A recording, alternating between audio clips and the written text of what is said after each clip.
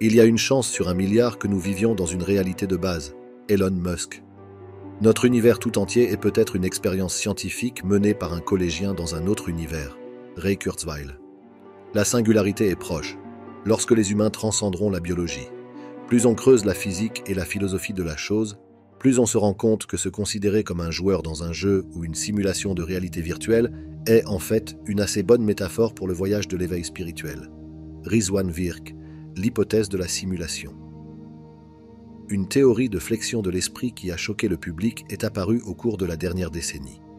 En 2003, Nick Bostrom, philosophe à l'université d'Oxford, a écrit un article intitulé « Are you living in a computer simulation ?»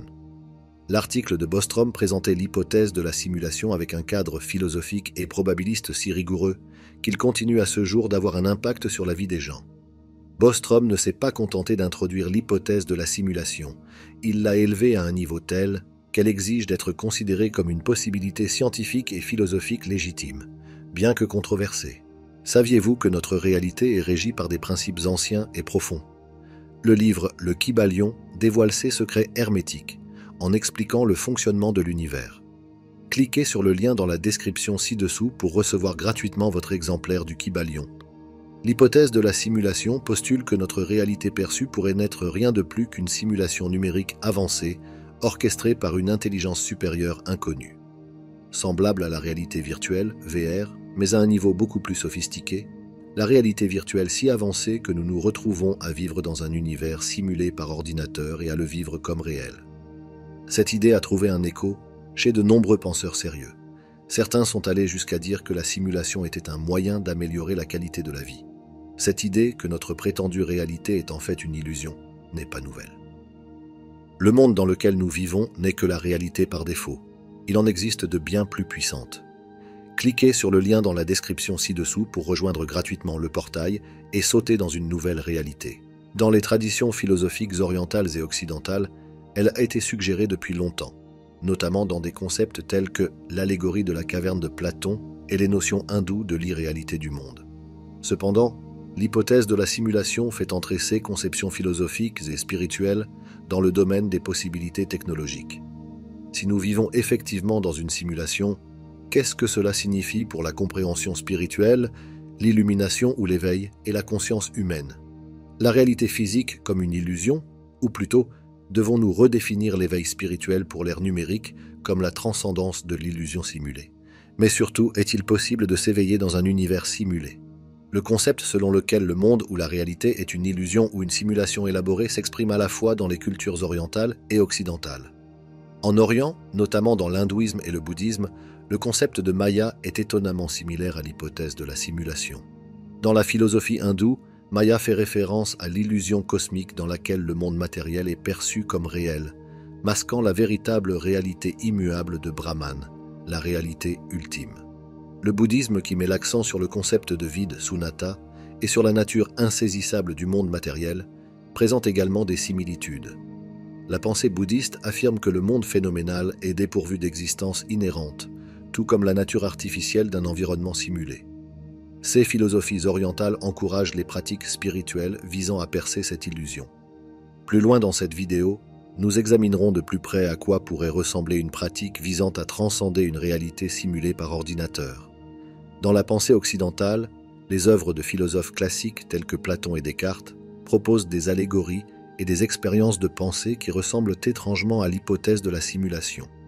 L'allégorie de la caverne de Platon, décrite dans la République, décrit des prisonniers qui, enchaînés dès leur naissance dans une caverne et forcés de faire face à un mur, ne perçoivent le monde extérieur à la caverne qu'à travers les ombres projetées sur ce mur. L'allégorie de Platon suggère que notre perception de la réalité peut être éloignée de la réalité réelle. Les ombres sur le mur sont la réalité superficielle, vécue dans un monde simulé, le monde réel existant au-delà de notre perception immédiate. René Descartes, penseur important de la philosophie occidentale, remet en question notre acceptation aveugle de la vérité de la réalité dans ses méditations sur la philosophie première. Descartes cherche à trouver une connaissance dont on ne peut douter en doutant d'abord de tout ce dont il est possible de douter. À cette fin, il suggère que nous pourrions facilement douter de la réalité du monde physique, tel qu'il pourrait être en réalité le fruit d'un démon trompeur. Les similitudes avec l'hypothèse de la simulation sont évidentes. À l'ère numérique, cependant, au lieu d'un démon, c'est une civilisation avancée qui a créé un code informatique sophistiqué que nous vivons maintenant faussement, comme la réalité. L'exercice philosophique du doute extrême de Descartes souligne l'importance de ne pas se contenter d'accepter la réalité vécue. C'est plutôt en remettant en question sa réalité que nous ouvrons la possibilité non seulement de révéler son irréalité, mais aussi de découvrir ou de réaliser ce qui se trouve au-delà de sa nature illusoire. L'exploration du doute extrême par Descartes a mené à une conclusion fascinante. Elle a conduit à son cogito ergo sum, je pense donc je suis. En d'autres termes, Descartes est arrivé à la conclusion que si tout le reste pouvait être mis en doute, y compris la réalité du monde, la seule chose qui ne pouvait pas être mise en doute, qui était absolument hors de doute, était l'existence du moi pensant. Cela signifie que même si notre réalité pouvait être simulée, que ce soit par un démon ou par une civilisation avancée, la conscience qui fait l'expérience de cette réalité simulée doit elle-même être réelle. Le doute cartésien ne remet pas seulement en question l'authenticité du monde perçu, mais réaffirme également la certitude et l'importance de la conscience individuelle au sein de toute réalité donnée, simulée ou non. Cependant, les conclusions concernant la nature du soi auxquelles aboutit la pratique spirituelle de l'enquête sur soi sont très différentes de celles auxquelles est parvenu Descartes. Pour Descartes, le soi est, à la base, un soi pensant. L'Advaita Vedanta, en particulier tel qu'il est enseigné par le grand sage indien Ramana Maharshi, indique une conception du soi beaucoup plus profonde, plus vaste et plus ouverte que celle du soi pensant de Descartes. Mais tout d'abord, quel est le statut exact de la conscience individuelle dans un univers simulé ?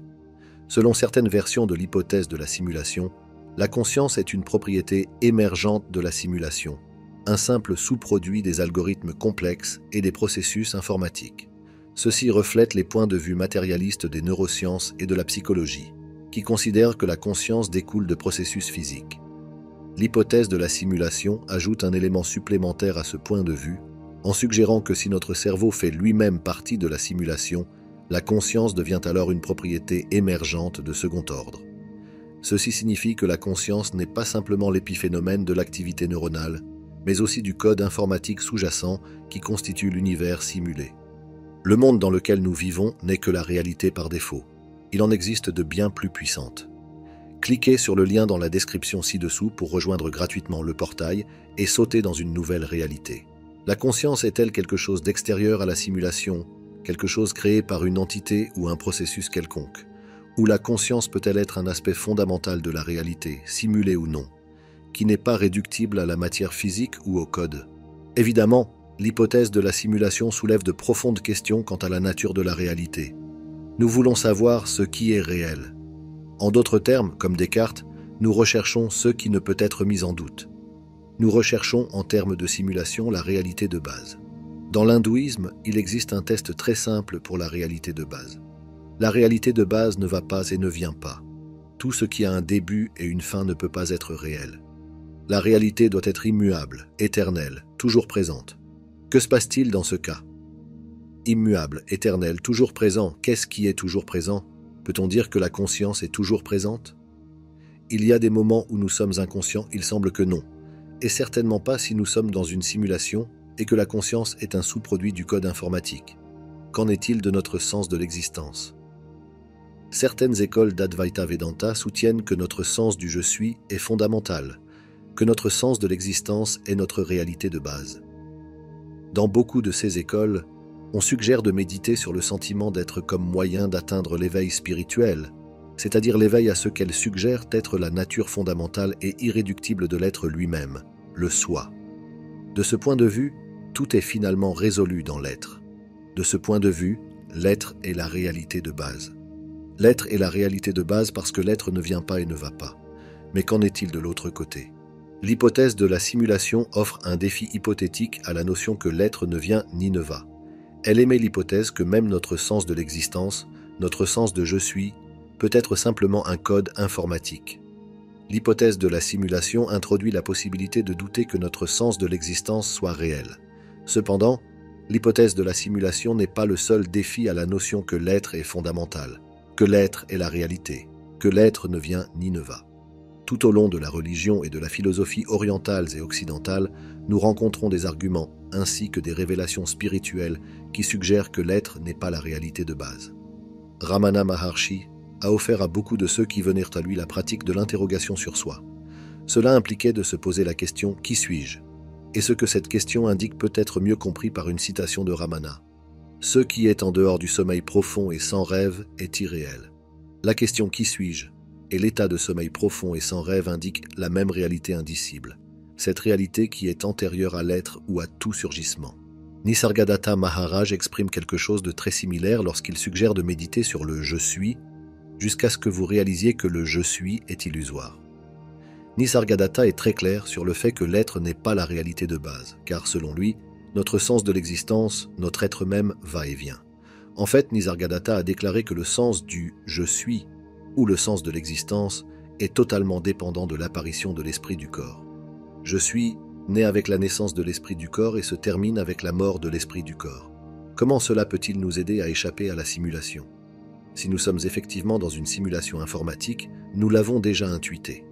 Libres par rapport à elle, les enseignements spirituels de Ramana et Nisargadatta restent vrais, que nous soyons ou non dans une simulation informatique.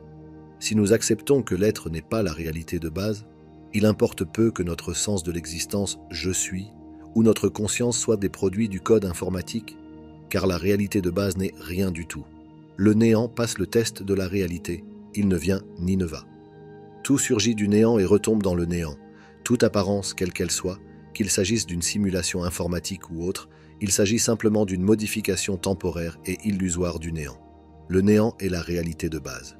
Une fois cette compréhension pleinement comprise, il importe peu que ce qui semble apparaître soit une simulation ou non. Nous avons tout ce dont nous avons besoin pour transcender l'apparence de n'importe quel monde. Paradoxalement, la porte de sortie est l'illusion primaire du « je suis ». Nous nous demandons « qui est je ?» Nous nous reconnaissons comme de pur « je suis » sans ajout. Nous nous reposons dans l'illusion primaire, notre sentiment d'exister, le « je suis ». L'hypothèse de la simulation suggère que même notre sentiment d'exister peut être le produit d'un code informatique. Cela n'a pas d'importance.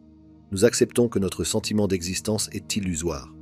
Nous connaissons notre sentiment d'existence comme la racine ou l'illusion primaire. C'est parce que peu importe comment le monde apparaît, simulation, rêve, hallucination ou autre, nous devons être là pour l'expérimenter. L'illusion primaire dont dépendent toutes les illusions secondaires.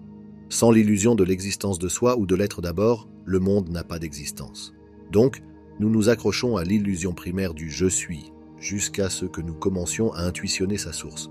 La source du « je suis », tacitement située comme « je ne suis pas ». Nous avons une reconnaissance corporelle, sans mots ni pensée, que le non-être est la source de l'être. Nous réalisons que le non-être est la source de l'être. Cette vaste ouverture est l'état primordial qui précède et transcende toutes les formes, construction et simulation. Cette prise de conscience apporte un profond sentiment de libération. Dans le contexte de l'hypothèse de la simulation, elle suggère que même si notre existence est le résultat d'un programme informatique sophistiqué, le non-être antérieur est au-delà des limites de tout programme. L'éveil spirituel en tant que processus est l'épluchage des couches d'illusions, qui inclut l'illusion subtile de l'existence elle-même. En s'interrogeant sur la nature de ce « je », en se reposant dans l'illusion primaire du « je suis » et en saisissant intuitivement sa source, nous parvenons à une compréhension expérientielle directe du vaste état ouvert du non-être.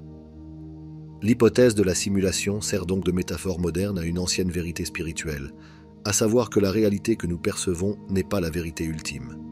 L'essence de l'éveil spirituel est la prise de conscience que nous ne sommes pas confinés aux limites d'une quelconque réalité, simulée ou non, mais que nous sommes intrinsèquement liés à une source infinie et sans forme qui transcende tous les concepts et toutes les catégories. C'est la fin de ce dossier. Les travaux de l'Institut de la réalité sont mis gratuitement à votre disposition, mais ils nous demandent beaucoup de travail. C'est pourquoi, si vous avez apprécié cette vidéo, vous pouvez vous abonner à notre chaîne YouTube et laisser un j'aime sous cette vidéo. Nous reviendrons bientôt avec un autre dossier. Quantiquement, l'équipe de l'Institut de la réalité.